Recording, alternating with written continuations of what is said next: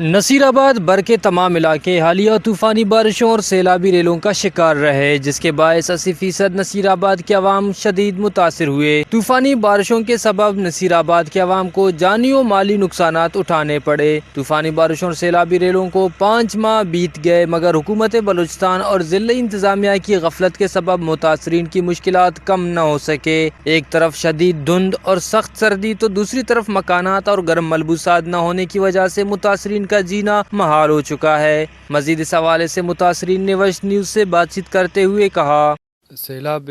پنچتو گدریں گا اینا طوفانی بارش بس سک دارن کریں نہ دوراک تمارک تو کرے حکومت نہ طرف کرے نہ اچو سہولت اس ملتا نہیں اسوار انا بسن وہ کرے دا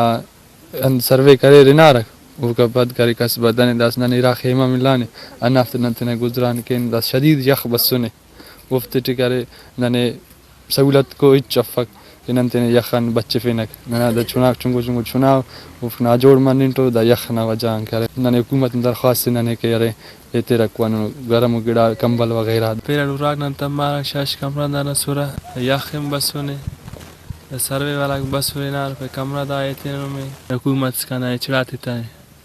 یخ بننٹے سیزن یخ نہ جبڑی خلکون گڑا سنا گدا ملا نہ اس مونیم یخ بننٹے حکومت چڑھا کتر ننگ حکومت نہ گدارش کے نہ کمرہ خالی تھے کمبل تھے نہ یخ نہ تاگ نہ یخ ہم بچے نہ۔